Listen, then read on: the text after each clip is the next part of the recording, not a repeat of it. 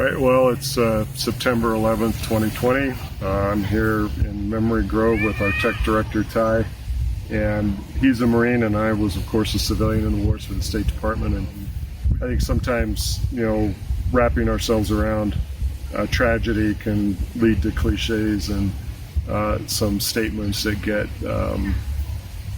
thrown around a lot, maybe, or images thrown around a lot with maybe not as much meaning attached to it. So I wanted to just spend a little bit of time talking about how 9/11 for me changed not only my career path in government, but really I think changed my life path.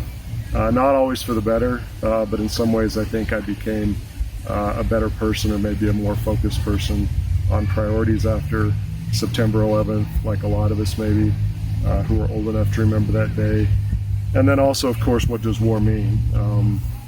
So the short of that is, after 7 years and 2 wars representing our country in the State Department, I finally, after arriving in Baghdad and working there for a year, going from the suit and tie world in New York City in the UN Security Council setting to the streets of Baghdad in that first period inside the Green Zone, I was assigned to work with the Iraqi truckers, the Teamsters of Iraq.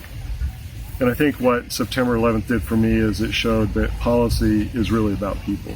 And that's not just true for the American people. I think it's also true for a lot of the world that are affected significantly by the decisions we make, by the people we choose to represent us, and especially by the leader that we elect, who sits in the White House in the Oval Office. So after Baghdad, I went to Fallujah and spent almost 3 years in that city. Helped try and rebuild the city during and after the biggest battle of the Iraq War. So unlike a lot of our military, as a State Department representative in the city, I worked very closely with the Iraqi people. So if you were to envision my role, it was to be having one hand extended to the Iraqi people and one hand being yanked or arm in arm with the Marine Corps, depending on what was going on in the city at the time. I then left Iraq after some tough days, especially 2006, I would say, and then got to Afghanistan, where a boss of mine, Ambassador Newman, asked me to be the State Department representative in Host Province, which is where Osama bin Laden once lived. And of course, he had direct ties to September 11, 2001. So the irony was, after a lot of time in Iraq, I finally found myself in the country that I believed I should have been in from the very beginning, that had direct ties to September 11, 2001. And without going into a lot of the details, I wrote a big, thick book about those experiences. Let me just tell you one story, and it happened both at Baghdad University as well as at Host University. When I walked into the university classroom, the students there had on the chalkboard behind me in Pashto, American foreign policy. And they wanted me to walk in and try and explain how our country had made decisions after September 11, 2001, which is a complicated subject, and we definitely, I believe, invaded the wrong country, which was Iraq. I believe if we had started to help the Afghans and focused on the challenges there, things probably would have been better. But the other thing they asked me still guts me 14 years after they asked me, which is, why did it take you so long to get to the university here in Afghanistan? And what I wanted to say is, well, in the State Department, I salute too, and our country decided to invade the wrong country, and I had volunteered to go to Iraq. Fast forward to when I'm in Baghdad, and my boss had asked me to come back, Ambassador Ford, and worked troop drawdown issues in Baghdad. And I said, we need to reach out to the university students in Baghdad, at Baghdad University. And I'm not kidding, almost verbatim, the Baghdad University students who represented most of the city and other parts of the country said, it's good you Americans are here in the room listening to us, but why did it take you so long? So 9/11 to me is about a lot of missed opportunities, a lot of bad policy in Washington that literally did get people killed, and a lot of lost lives, honestly. And it's hard for me to sometimes separate all the 9/11s that have followed September 11, 2001. Again, 7 of those 9/11s were spent in 2 war zones. But I did try and do right by the Iraqis and the Afghans and our military, especially by writing a book. So I want to now read the part of my book that actually is toward the very end. And it has, I think, maybe for me the most meaning, and maybe you'll find some meaning in it too, about September 11, 2001. Because I was a former New Yorker. I'm a native Utahn, but I had the great privilege, really, of calling myself a New Yorker for about 4 years altogether.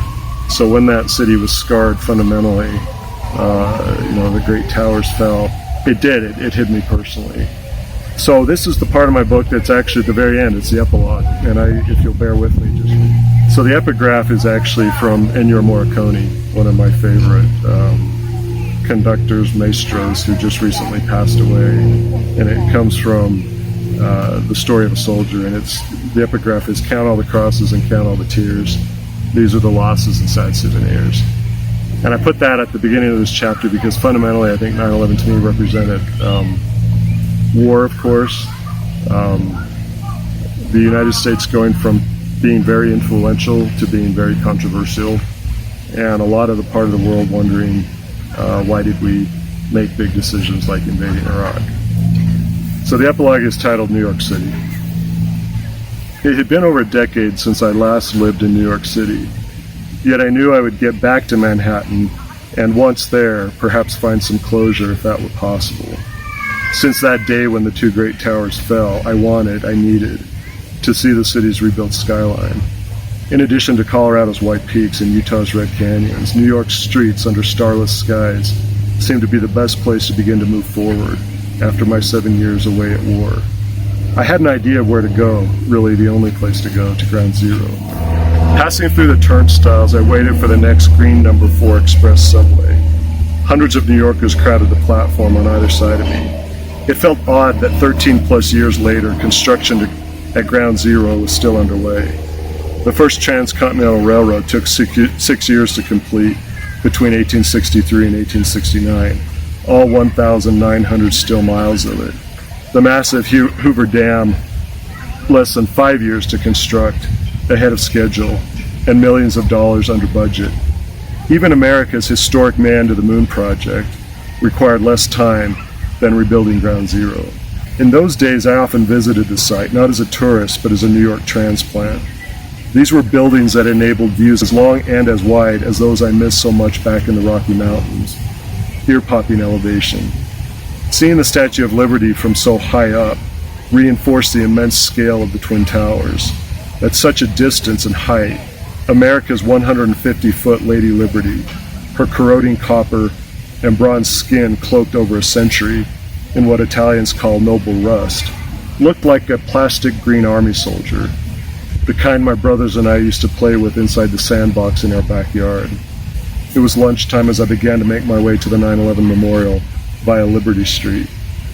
The sweet smoky smell of shawarma from a curbside stand reminded me of the kebabs in Fallujah and Sadr City.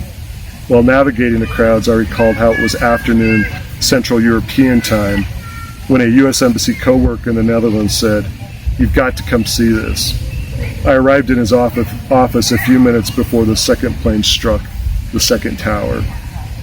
For the next 3 days, I held a flashlight at night in front of the embassy compound in The Hague.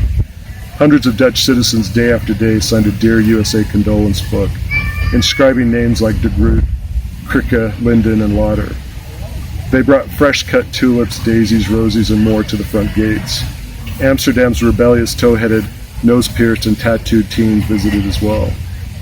The flowers from area garden markets piled against our protective iron gates, with reds, yellows, blues, violets, and orange, the Dutch national color contrasting with wet streets and leaden skies, as Holland's rain mixed with Holland's tears.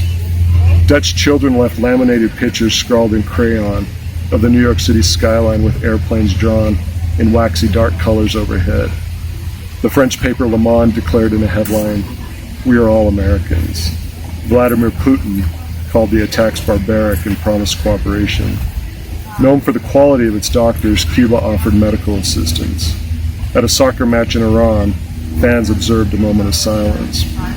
And for the first time in its history, NATO invoked Article 5 of its treaty, the self-defense clause that an attack on one member was considered an attack on all. Citizens from 78 countries died on that day in New York, Washington, and Pennsylvania. 372 foreign nationals in total. For most of that week, I stayed at the embassy with only the U.S. Marine Guards standing on duty evenings into mornings. I showered in the basement and slept on a hard couch. The first night, the day of the attacks, I recall taking a call on the main switchboard from an elderly American woman in the neighborhood. She said she had lived in Holland for decades. The Marine Guard at Post 1 preferred that I handle, quote, all these afraid Americans, because he did not know what to tell them. Neither did I admitted. Living alone, she said in her English-Dutch accent that she needed to hear the voice of another American that night. What happens now, she asked. I have no idea. In truth, I had an idea, but did not want to tell her. I believed there would be more terror and war. Wow. So, for how long were we unified after September 11th, 2001? And in my mind, sometimes during these very divided days and weeks and months and all of this bad news that's just hitting us, the windstorm, COVID, joblessness, the division that I think President Trump and Chris Stewart instigate at every turn. I sometimes think of what it felt like for a period starting on September 12th, when we remembered that there is a lot more that should bind us as Americans than tear us apart. I hope one day we can get back to reminding ourselves of what makes us part of a community, whether that's community here in Salt Lake City at Memory Grove, in an urban area, whether that's community in Iron County or Washington County or Tooele County or Davis County, or whether that's community between red and blue states. There's a big reason why we have our logo be this. I'm running to try and bring people together. The opportunity to listen to each other and to try and remember what it felt like for those of us old enough, what it felt like on September 12th, which is we weren't divided, we weren't tearing each other up. We were actually feeling like we were part of something bigger than ourselves. So I will end with a couple of more things I brought. 9/11 to me is also about the huge cost for our military and their families. This is a boonie. It has on it Camp Fallujah. I don't wear it, but I keep it in my room. And it's a reminder of what war really means. And what war means is lost opportunity, whichever war. But after September 11th, a lot of people lost their lives. And that's not only true for us Americans, but also for the Iraqi and the Afghan people. And that was, again, my job. So this is Pakal, which is an Afghan, gave this to me. And so September 11th for me is not just about the losses and the hardship that we Americans faced. It's also, for me, about the wars that still go on. I teach Marines a course, which some of you may know, that's titled Home Fronts as War Fronts, the Civilian Experience in War. And I'm just finishing upgrading papers right now. That's how I pay my bills. I'm still a working candidate. And, a lot of these Marines were too young to experience Iraq and Afghanistan, but they're writing about how war affects civilians. And part of that curriculum is I help them listen to an Iraqi and an Afghan. And I can say that if I hadn't experienced the wars, I don't think I would be the kind of teacher that I want to be, which is to bring Marines into the mindset of the Iraqi and the Afghan civilians who didn't get a choice in the wars that came to their hometowns. The Iraq War didn't need to happen. Hundreds of thousands of people paid the price. COVID, in many ways, didn't need to happen the way it evolved. And we've got tens of thousands, almost 200,000 Americans who are dead because of it. So, again, if you choose to support me, this is not a campaign pitch as much as truth in advertising. You're going to get someone who's probably too serious about serious issues. And that, I think, is what war did to me, is that it brought home that policy is eventually and ultimately about people. So Cale the writer is going to give you another assignment when you're bored on a Friday night. Try and read this book, Martha Gellhorn, The Face of War. She was a combat correspondent who spent a lot of time in some really tough places, and this is kind of her testament and her reflections on what it meant to her. And I see some parallels with my experience after September 11th. So she begins, when I was young, and this is dated 1959, when I was young, I believed in the perfectibility of man and in progress, and thought of journalism as a guiding light.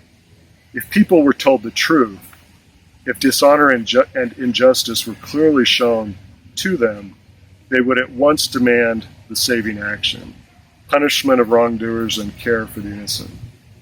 How people were to accomplish these reforms, I did not know. That was their job. A journalist's job was to bring news, to be eyes for their conscience. I think I must have imagined public opinion as a solid force, something like a tornado, always ready to blow on the side of the angels. She goes on to write, journalism at its best and most effective is education. Apparently, people would not learn for themselves nor from others. If the agony of the Second World War did not teach them, whatever would. Surely the post-war world is a mockery of hope and an insult to all those who died so that we should survive. I wanted to do a little bit of Martha Gellhorn because I think what I learned in these wars is there were a lot of witnesses alongside me, and they were our journalists, they were the media. And if you go to the end of my book, I thank a lot of them by name. And I think at a time when people are debating, is a fact, I want to remember not only the Iraqis and the Afghans who died over there, and a lot of Marines I knew at all ranks, and a lot of soldiers and other service members, but I also want to remember the journalists who also paid a big price to get the story out. And I think that's relevant today because if we fast forward from September 11, 2001 to today, I'm a big believer in the role of journalism and good journalism and facts, and I'm running a fact-based campaign. And I think war taught me that if you're not acknowledging reality and truth, capital T truth, only bad things follow. So my opponent put up a tweet today, and I wasn't going to mention this, but I think I should. He put up a photo of the New York City skyline, and that's fine. I love the New York City skyline. I rode my mountain bike and used to run around Lower Manhattan. But that's a symbol. There wasn't a lot of depth behind that symbol. Just like when he was on the road, he talked a lot about the flag and wanted us to salute the flag and honor the flag. And of course, I have that ingrained deep in me. But how we honor the dead after 9/11 is not about simple symbolism. It's about what we do and what we stand up for. And I'll let you all determine whether or not we think our leaders right now or our elected officials have stood up for the right things. And what I'm looking for in our leaders, or what I'm looking for in each of us, is people who are willing to stand alone and do the right thing.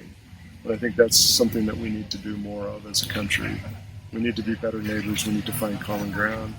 So while we may not agree on every issue, and there will be days that will be hard going forward, I hope you feel that I genuinely am here to find that common ground.